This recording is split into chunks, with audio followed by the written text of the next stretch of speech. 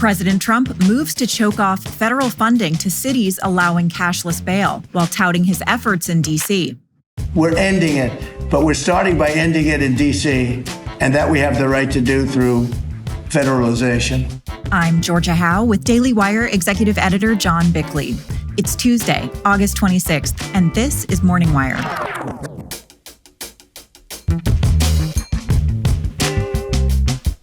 The saga of Kilmar Abrego Garcia continues as the alleged MS-13 member turns down a plea deal and is taken into custody. He's gambling that enough activist judges will create new laws from the bench to allow him to go back to his normal life. And Cracker Barrel is backpedaling after the continued backlash over the chain's rebrand. Cracker Barrel needs to feel like the Cracker Barrel for today and for tomorrow. And again, the things that you love are still there. Thanks for waking up with Morning Wire. Stay tuned. We have the news you need to know. You know that feeling when you're trying to hire someone great? You end up drowning in a pile of resumes, but somehow still can't find anyone who actually has the skills or experience you need. It's like searching for a needle in a haystack, except the haystack keeps getting bigger. But not with ZipRecruiter. ZipRecruiter finds amazing candidates for you and fast. And right now you can try it for free at ZipRecruiter.com/wire. The moment you post your job, ZipRecruiter gets straight to work. Its matching technology immediately starts showing you people who actually fit what you're looking for. Want to reach out to someone who catches your eye? Well, ZipRecruiter makes it super easy to connect with top candidates right away by letting you send them a personalized invite to apply message. They've even got templates ready to go to encourage your favorites to throw their hat in the ring. Ditch the other hiring sites and let ZipRecruiter find what you're looking for, that needle in a haystack. 4 out of 5 employers who post on ZipRecruiter get a qualified candidate within the first day. Try it for free at this exclusive web address, ZipRecruiter.com/wire. Again, that's ZipRecruiter.com/wire. ZipRecruiter, the smartest way to hire. As part of his ongoing crime crackdown, President Trump signed a slew of executive orders Monday, pushing back on what he calls soft-on-crime policies. Daily Wire senior editor Cabot Phillips has the latest on Trump's law and order efforts. So, Cabot, tell us about these latest policies from the White House. Yeah, amid the ongoing crime drop in D.C., Trump clearly feels emboldened to now take further action. Let's look at the numbers a bit. Yesterday was the 11th straight day without a murder in the Capitol and the 7th straight day without a single carjacking in the entire city. For context, there had been 190 carjackings in the last 6 months alone. So they stopped quite literally overnight. And now, as a result, Trump is pushing for harsher punishments for criminals in the city, including the 1,000+ who've been arrested as part of this ongoing crackdown. On Monday, he signed an executive order aimed at eliminating cashless bail in the district. So remember, D.C. and many other Democrat-run cities have essentially outlawed cash bail entirely. That means that suspects are released from custody while they await trial without posting any bail, as the name implies. Supporters say the policy combats so-called systemic racism and protects the poor, but critics say it allows for dangerous criminals to be released right back onto the streets. For their part, the White House pointed to thousands of cases in which criminals committed rape or assault only to be released hours later, often never appearing for their final trial date. Somebody kills somebody, they go in, don't worry about it, no cash, come back in a couple of months, we'll give you a trial. You never see the person again. And I mean, they kill people and they get out. That order also calls for D.C. law enforcement officials to, quote, work to ensure that suspects are taken into federal, not local custody. And that's important because federal judges are more likely to eliminate bail entirely and keep suspects in custody before a trial, especially for those more serious crimes. And as more proof that Trump wants to take his crackdown nationwide, the president went a step further, taking aim at other cities around the country who also have cashless bail. That separate order threatens to withhold federal funding, grants, and even government-backed project approvals for jurisdictions that keep cashless bail policies in place. For more on this nationwide push, we spoke with Tennessee Senator Bill Hagerty. Here's what he had to say. I think it'll have a positive effect not only on Washington, D.C., but on the nation as a whole, because these big city mayors that complain, these governors in blue states that don't want any sort of aid or assistance, somehow seem to favor crime. The criminals certainly seem to make out better than the victims in every circumstance in these blue cities and these blue states. President Trump is making an example, as he should. Now, the president has also talked about deploying the National Guard to other cities. Has he made any moves on that? Yes, he has. Trump also on Monday signed another order that directed Defense Secretary Pete Hegseth to establish specialized National Guard units that would be, quote, specifically trained and equipped to deal with public order issues. Now, under that order, each state will be tasked with training their National Guardsmen in, quote, quelling civil disturbances and ensuring the public safety and order whenever the circumstances necessitate, as appropriate under law. That order also requires each state to establish quick reaction forces within their guard units. Those can be deployed immediately to help with those broader efforts. Here's Hegseth talking about the military's work in D.C., the border, L.A., and elsewhere. We're really proud to be a part of defending the nation's capital and ensuring it is safe and beautiful and working with law enforcement. And Mr. President, let me tell you, the morale of the troops, getting out there talking to them, they love this mission. They're grateful to be doing it. Now, finally, tell us about this flag burning order that has ruffled some feathers. Yeah, President Trump topped things off Monday by signing an executive order aimed at prosecuting those who, in his words, desecrate the American flag, an act he says is meant to, quote, intimidate and threaten violence against Americans. Now, the Supreme Court has ruled multiple times that burning the American flag is protected speech under the First Amendment, so despite his wishes, Trump cannot ban it outright. But he can go after flag burners in other ways. This order directs Attorney General Pam Bondi to, quote, vigorously prosecute those who violate our laws in ways that involve desecrating the flag and to pursue litigation to clarify the scope of the First Amendment in this area. Essentially, it's calling on authorities to find other potential crimes committed by flag burners. They could go after them for reckless endangerment, disorderly conduct, trespassing, etc. The White House also importantly will crack down on foreign nationals burning the flag, calling on the DOJ and State Department to revoke visas for non-citizens who do so. Well, Trump did hint that this would be an issue he would focus on. Cabot, thanks for reporting. Absolutely. Kilmar Abrego Garcia may soon be deported to Uganda after he turned down a deal that would have secured him residency in Costa Rica. ICE detained the illegal alien who lives in Maryland on Monday and could send him out of the country as soon as Wednesday. Daily Wire reporter Tim Pierce is here to talk about Abrego Garcia's case. Hey, Tim. So it looks like there's a legal battle going on between Abrego Garcia and the Trump administration over his deportation to Uganda. Walk us through what happened here. Yeah, on a request from ICE, Abrego Garcia showed up to an ICE office in Baltimore on Monday.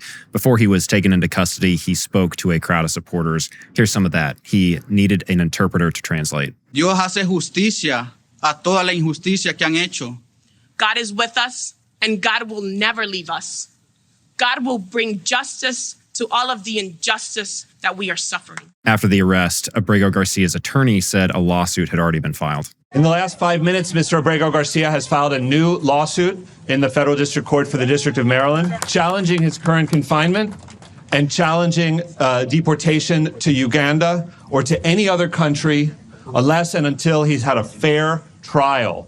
Abrego Garcia actually had an offer to go live in Costa Rica if he agreed to plead guilty to human smuggling charges here, but he turned that down.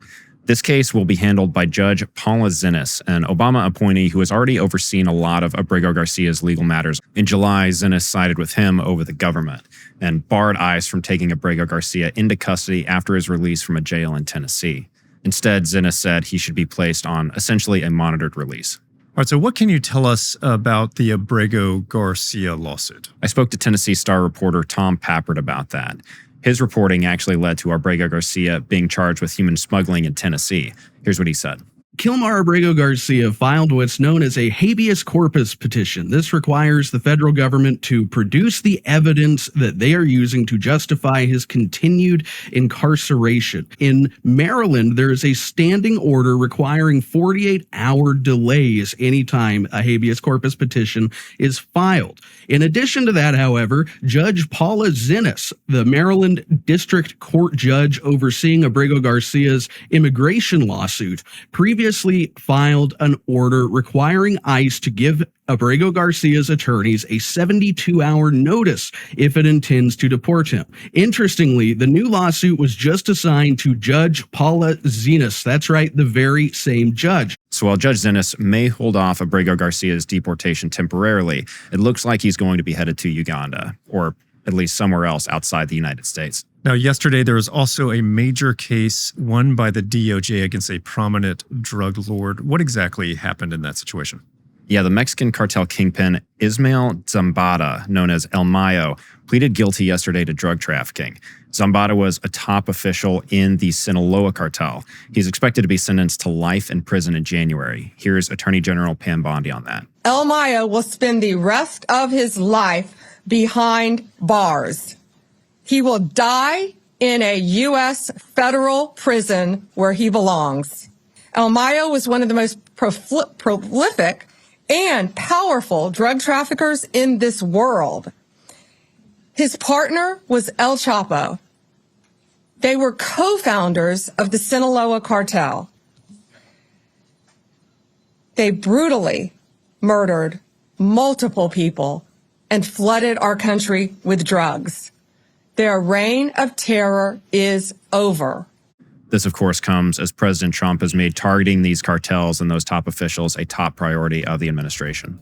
Right, and Zambada is a big one to take down, so a major win for them. Tim, thanks for reporting. Good to be on. The fallout over Cracker Barrel's redesign has continued, and now the company is apologizing. The incident is the latest in a string of high-profile cultural debates over corporate branding. Here with the latest is Daily Wire culture reporter Megan Basham. So Megan, I feel like it was totally predictable. Customers were not going to like this rebrand, but they went ahead and they did it anyway.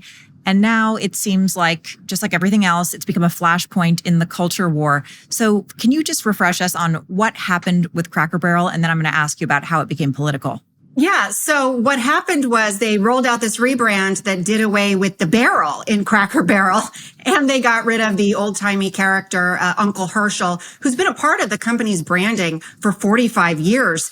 They also redesigned the restaurants themselves, getting rid of that dark, warm wood aesthetic and the, lattice wall dividers. And instead, they're going with white walls, tile floors. And a lot of customers didn't like it. There's been a lot of jokes about how this looks like an IKEA and that the logo looks like clip art. So you're hearing words like inauthentic, bland. In fact, the backlash was so fierce that company CEO Julie Masino went on Good Morning America to defend the redesign. I actually happened to be in Orlando last week with all of our managers. We bring them together and every other year.